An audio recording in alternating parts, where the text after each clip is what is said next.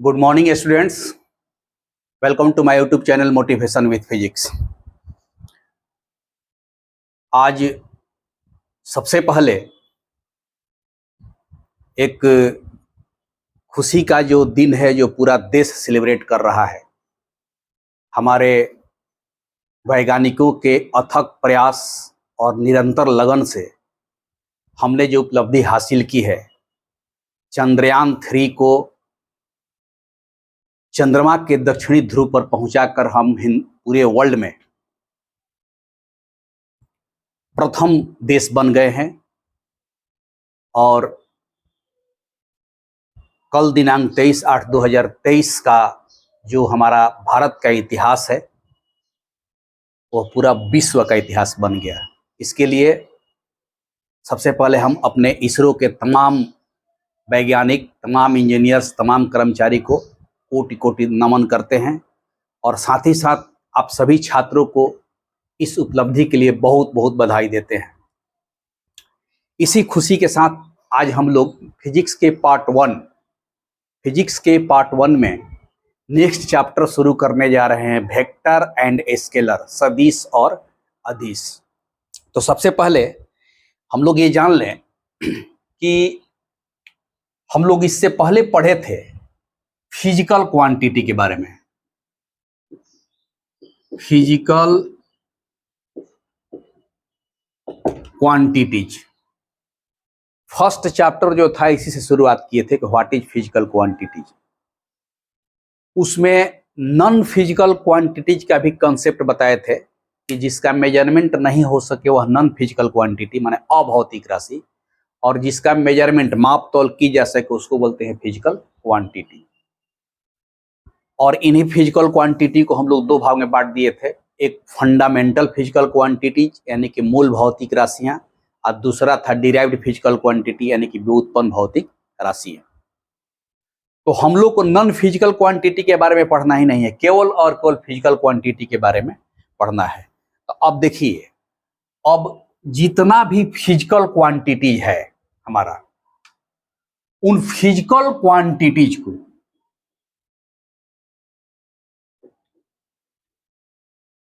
Physical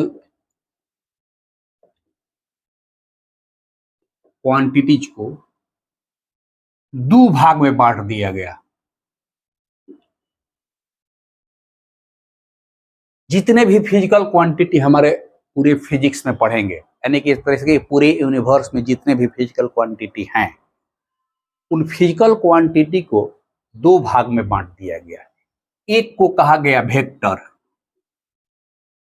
माने सदिश, हिंदी में सदिश, और दूसरा कहा गया स्केलर माने अदिश। ठीक है कि वेक्टर एंड स्केलर्स, सदिश और अदिश।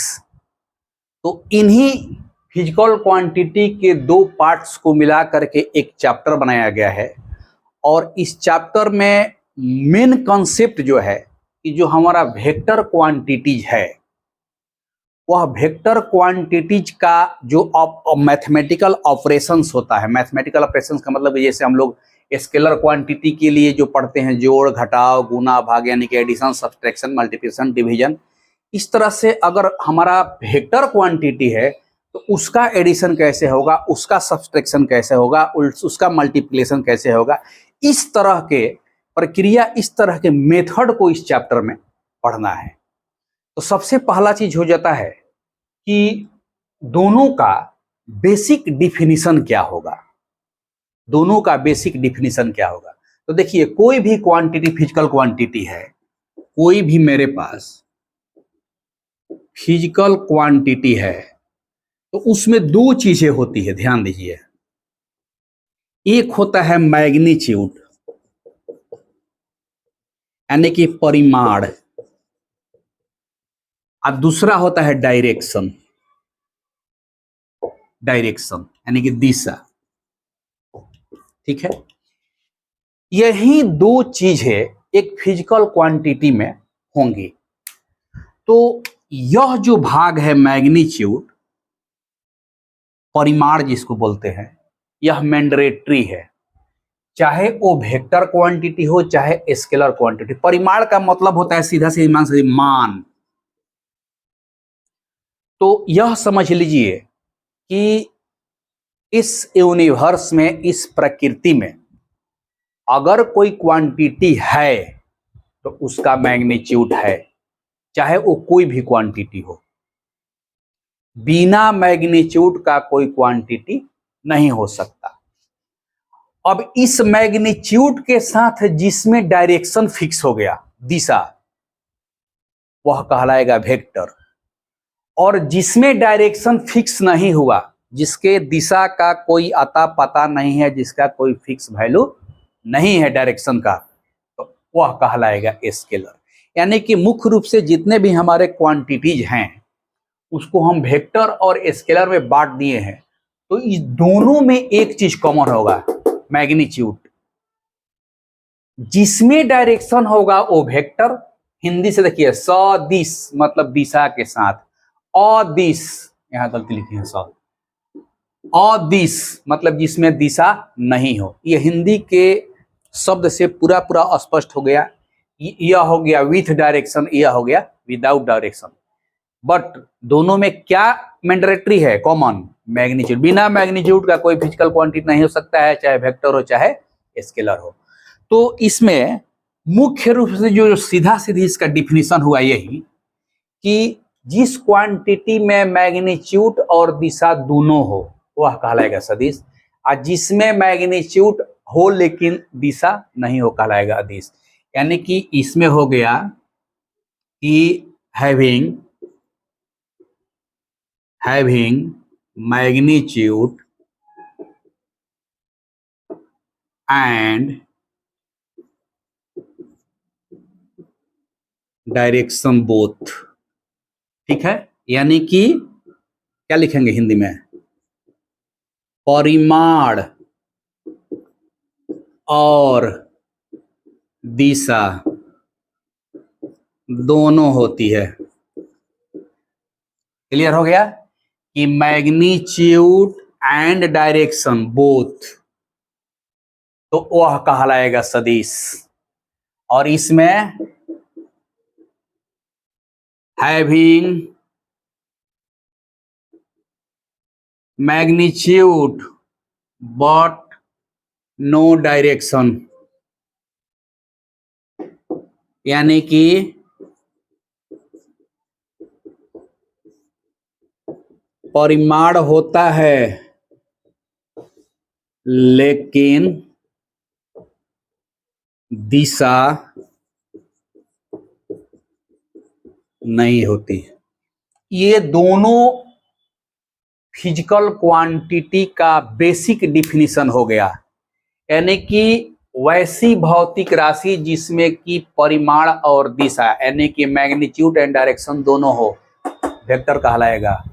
और वैसी भौतिक राशि जिसमें मैग्नीट्यूड हो लेकिन दिशा नहीं हो, यह स्केलर कहलाएगा, अदिश कहलाएगा।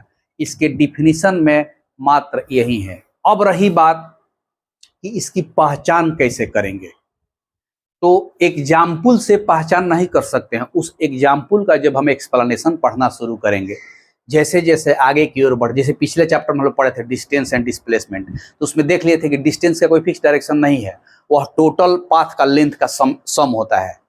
और डिस्प्लेसमेंट में डायरेक्शन था कि from initial point two final point with straight line. तो जाहिर सी बात है कोई एक फिक्स डायरेक्शन हो गया कि प्रारंभिक बिंदु से अंतिम बिंदु के बीच की जो सरल रेखीय दूरी है, यहाँ से यहाँ गया तो उसका डायरेक्शन बन गया। तो डिस्प्लेसमेंट हो गया था वेक्टर और डिस्टेंस हो गया स्केलर।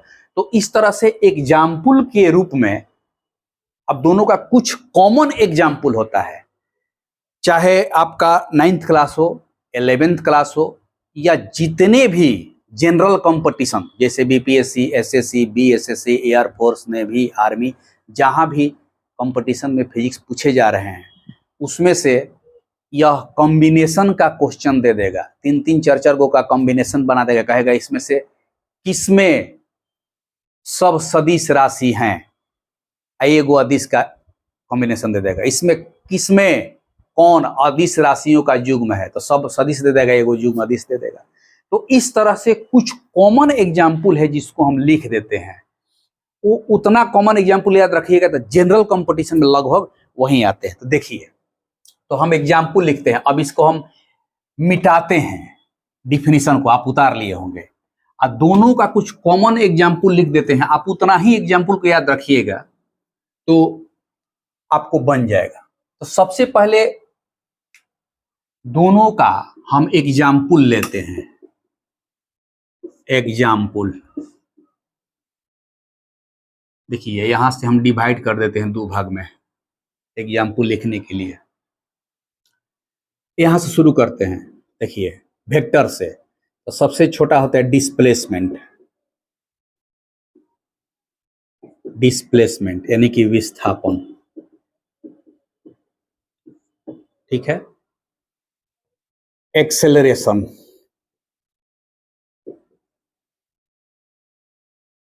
यानी कि त्वरण हो गया। फोर्स यानी कि बल। मोमेंटम यानी कि संवेग। इसके बाद फील्ड, क्षेत्र, चाहे वो गुरुत्वाकर्षण क्षेत्र हो, चाहे वो वैद्युत क्षेत्र हो, चाहे वो चुंबकीय क्षेत्र हो, यानी कि gravitational field, electric field, magnetic field. Field word आ गया तो वेक्टर क्वांटिटी होगा। यहां लिख देते हैं।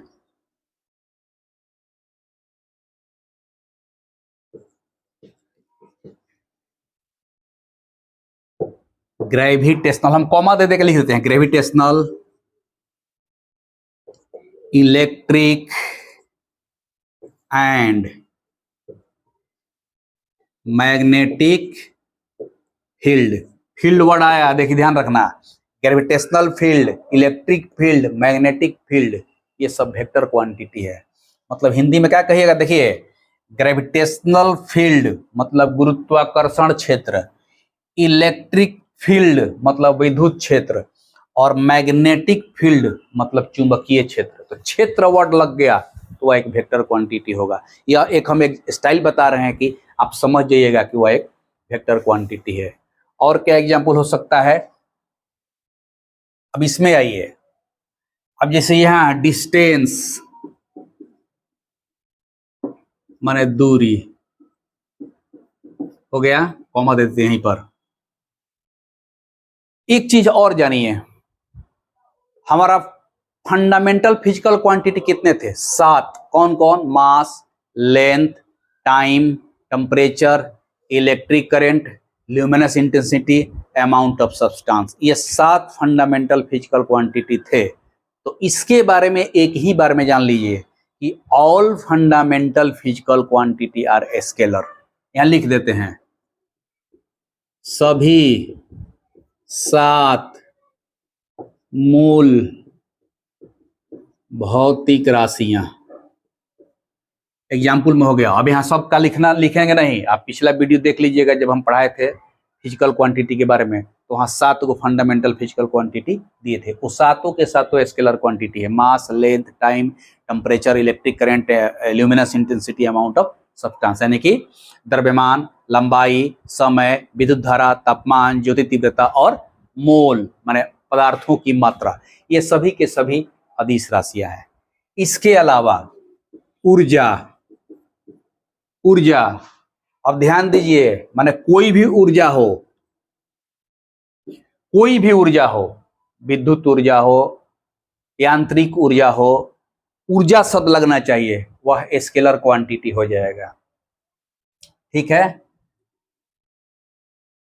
देखिए, ये बात लिख देने से बहुत सारा एग्जाम्पल उसी में छुप गया। तो दूरी हो गया, ऊर्जा हो गया, शक्ति, पावर जिसको बोलते हैं, शक्ति, पावर। एग्जाम्पल के रूप में बहुत सारा कितना भरिएगा, यहाँ यही भर गया। और इसमें क्या हो सकता है, अब ऊर्जा में कौन ऊर्जा? स्थितिज ऊर्जा, गतिज ऊर्जा, magnetic energy, electric energy, mechanical energy, light energy, any form of energy is called scalar quantity. ठीक है। तो पूरे फिजिक्स में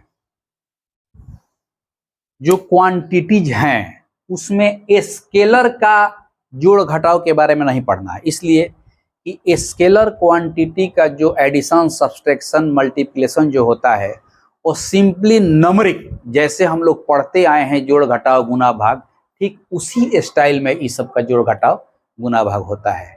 हम लोग को सीखना है वेक्टर के बारे में, सदिश के बारे में, कि अगर कोई सदिश राशि है तो उसमें 2 या 3 सदिशों को कैसे जोड़ते हैं, 2 या 2 सदिशों का कैसे गुणा होता है, कैसे घटाव होता है, और कैसे घटाने के बाद उसका रिजल्ट निकलता है, उस रिजल्ट का फिर दिशा क्या होता है। क्योंकि जैसे ही हम जोड़ेंगे तो उसमें एक रिजल्ट आएगा, उस रिजल्ट का भी कुछ ना कुछ मैग्नीट्यूड होगा, कुछ ना कुछ डायरेक्शन होगा। तो इन सारी चीज़ों को लेकर के यह चैप्टर बना है।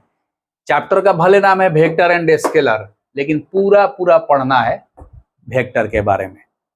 क्लियर? तो सबसे जरूरी हो जाता है कि किसी भी चैप्टर का लेसन प्लान, कि उस चैप्टर में हमको क्या क्या पढ़ना है, तो उसको सीरियल ढंग से अरेंज कर दिया जाता है, ताकि यह पढ़ेंगे, इसके बाद यह पढ़ेंगे, इसके बाद यह पढ़ेंगे, इसके बाद यह पढ़ेंगे।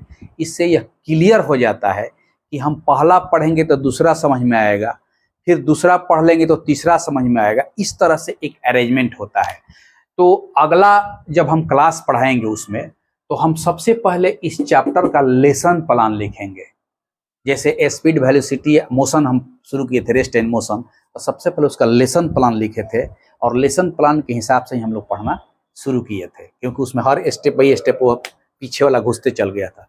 इस तरह से सबसे पहले हम इसका लेसन प्लान बनाएंगे अगला क्लास में, और उसी लेसन प्लान से 1, 2, 3 करके पढ़ना शुरू करेंगे, ताकि आपको दिमाग में सीधे सीधे उसका कंसेप्ट बैठना शुरू हो जाए। तो आज ये हम शुरुआत कर दी है, ये इनिशियल कुछ नॉलेज दे दिए, कुछ एग्जाम्पल दे दिए, और भी किताबों में बहुत सारे एग्जाम्पल रहता है। ये सब कॉमन एग्जाम्पल है जो अक्सर पूछता है। अब यहाँ पर हम सब छुपा दिए हैं। देखिए, सभी 7 मूल भौतिक राशि लिखे नहीं है। आप 7 मूल भौतिक राशि के बारे में जानते हैं, नहीं जानते हैं तो मेरा पिछला वीडियो देख लीजिएगा फिजिकल क्वांटिटी के बारे में, वहाँ पर डिटेल मैंने उसको एक्सप्लेन कर दिया है, उसके बारे में भी एक्सप्लेन कर दिया है, तो देख लीजिएगा। तो आज का जो है ये हमारा इनिशियल टॉपिक का जो शुरुआत हुआ, बस इतना ही। अगर अब तक आप चैनल को सब्सक्राइब नहीं किए तो चैनल को सब्सक्राइब कीजिए, लाइक कीजिए, और अधिक से अधिक लोगों में शेयर कीजिए, ताकि इसका लाभ मिल सके। तब तक के लिए नमस्कार, बी हैप्पी, और आज के दिन स्पेशल जय हिंद।